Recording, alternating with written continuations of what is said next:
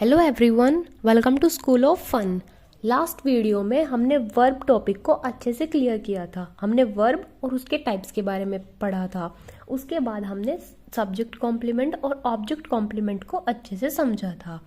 आज हम कुछ इम्पॉर्टेंट पॉइंट्स की बात करेंगे जो हमें वर्ब टॉपिक पढ़ते समय या फिर वर्ब के क्वेश्चंस करते समय हमें ध्यान में रखने होते हैं। बहुत इम्पॉर्टेंट टॉपिक है, तो हम इसको ध्यान से सुनेंगे और याद रखेंगे। सबसे पहले हम बात करते हैं पॉइंट नंबर 1 की। इसमें लिखा है we use infinitive after words. हम इन वर्ड्स के बाद इन्फिनेटिव का यूज करते हैं। इन्फिनेटिव के बारे में हमने पढ़ा था, जिसमें वर्ब की बेस फॉर्म के साथ हम क्या लेते हैं, टू। तो कुछ वर्ड्स होते हैं जिनके बाद हम इन्फिनेटिव का यूज करते हैं। वर्ड्स जैसे कि easy, hard, fail, eager, happy, unhappy, glad, want और रिफ्यूज। ये कुछ ऐसे वर्ड्स होते हैं जिनके बाद हम हमेशा किसका, इन्फिनेटिव का यूज करते हैं। एग्जाम्पल देखेंगे। फर्स्ट एग्जाम्पल है this term is easy to understand.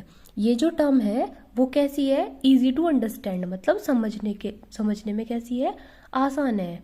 ठीक है, this term is easy to understand. यहाँ पर मेरा वर्ड आया इजी। ठीक है, तो मैंने इसके बाद जैसे ऊपर लिखा हुआ है किसका यूज किया, टू प्लस वर्ब की बेस फॉर्म का, जिसको हम इन्फिनेटिव बोलते हैं। Second, Rishabh was very eager to meet me. Rishabh बहुत उत्सुक था मुझसे मिलने के लिए। यहाँ पर टू मीट ईगर के बाद आया। ठीक है, तो ईगर के बाद भी हमने किसका यूज किया, इन्फिनेटिव का। थर्ड एग्जाम्पल में ही refuse to go to Shimla. उसने शिमला जाने से मना कर दिया। तो रिफ्यूज के बाद भी हमने किसका यूज किया, इन्फिनेटिव का, मतलब टू प्लस बेस फॉर्म का। होप पॉइंट नंबर 1 आपको बहुत अच्छे से क्लियर हुआ। पॉइंट नंबर 1 में हमने क्या पढ़ा कि हम इन वर्ड्स के बाद, जो वर्ड्स यहाँ पर लिखे हुए हैं, इनके बाद हमेशा यूज करते हैं इन्फिनेटिव का। ठीक है, चलते हैं पॉइंट नंबर 2 पर।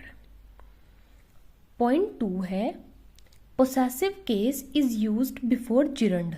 जिरंड के पहले हम पोसेसिव केस का यूज करते हैं। किसका यूज करते हैं, पोसेसिव केस का। एग्जाम्पल से समझेंगे। Your living early was a wise decision.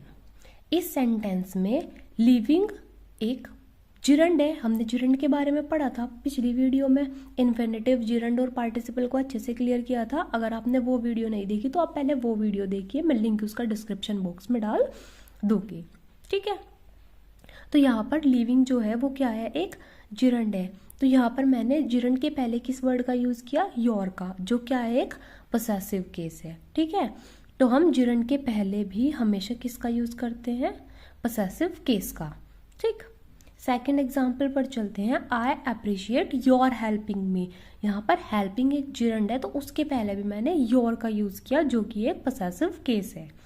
ठीक है, third, I really appreciate their looking after me. मैं क्या करता हूँ, अप्रिशिएट करता हूँ उनका मेरी देखभाल करना। तो यहाँ पर भी मैंने लुकिंग जो है मेरी क्या है, जिरंड है। ठीक है, जिरंड कैसे फॉर्म होती है, बेस फॉर्म में, फर्स्ट फॉर्म में वर्ब की जब हम आईएनजी लगा देते हैं तो मेरी जिरंड फॉर्म हो जाती है। ठीक है, जिरंड वो ही होती है ना, हमने पढ़ा था। तो लुकिंग जो है वो एक जिरंड है। इसके पहले मैंने देयर का यूज किया, जो एक पोसेसिव केस है। होप पॉइंट 2 भी आपको बहुत अच्छे से क्लियर हुआ होगा।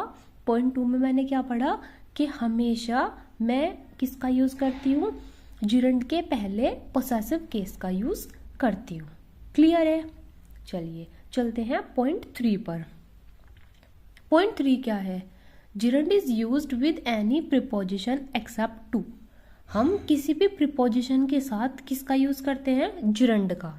अगर प्रीपोजिशन सेंटेंस में है तो प्रीपोजिशन के साथ हम किसका यूज करते हैं, जिरंड का, लेकिन टू प्रीपोजिशन को छोड़ करके, क्योंकि हमने क्या पढ़ा था कि टू प्रीपोजिशन के साथ हम किसका यूज करते हैं, वर्ब की बेस फॉर्म का, जिसको हम इन्फिनेटिव बोलते हैं। ठीक है, तो टू के अलावा अगर कोई प्रीपोजिशन सेंटेंस में है तो मैं उसके साथ किसका यूज करूंगी, किसका, एग्जैक्टली मैं उसके साथ जिरंड का यूज करूंगी।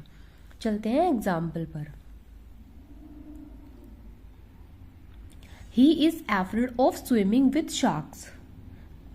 He is afraid of swimming with sharks. यहाँ पर स्विमिंग जो है वो क्या है, एक जिरंड है, ठीक है। और उसके पहले क्या आया है, प्रीपोजिशन ऑफ। तो ऑफ प्रीपोजिशन के साथ मैंने किसका यूज किया, जिरंड का। तो जहां पर भी प्रीपोजिशन होगी उसके बाद मैं किसका यूज करूंगी, जिरंड का।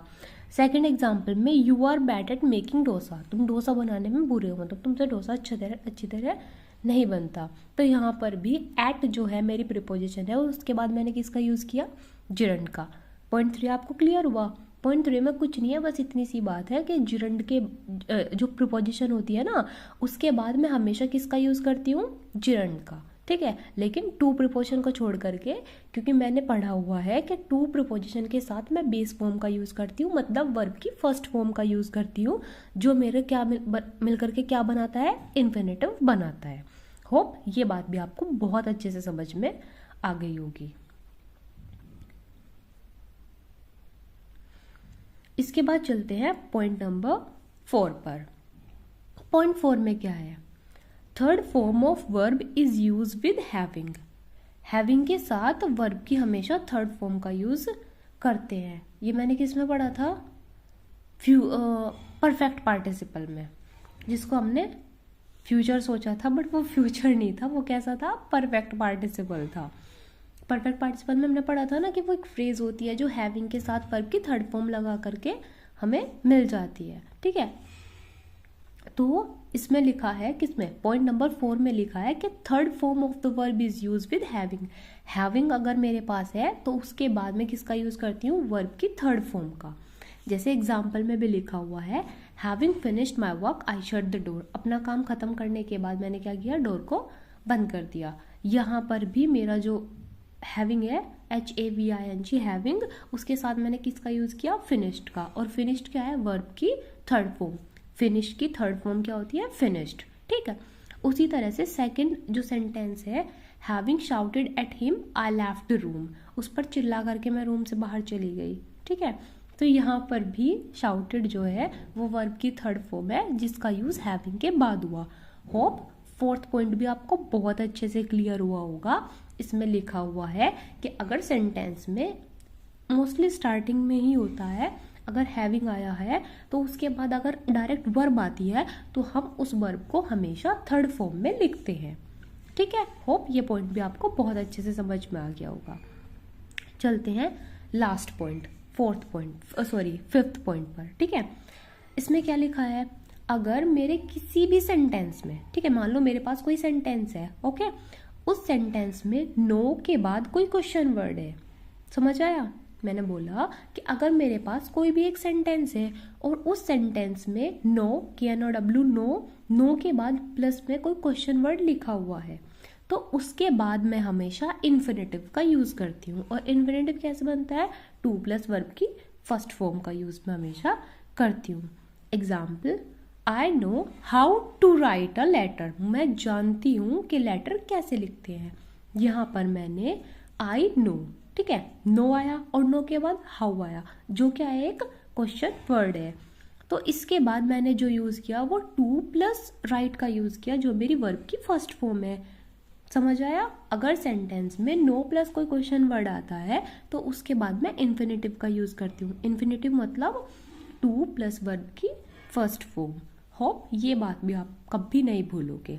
अगर आपको 5 के 5 पॉइंट में से किसी भी पॉइंट में कोई भी प्रॉब्लम है तो आप प्लीज़ कमेंट सेक्शन में लिखिए, मैं आपको उसका एक्सप्लेनेशन और अच्छे से प्रोवाइड कर दूंगी।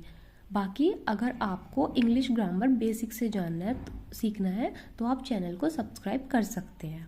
Thank you so much. Stay connected, keep learning.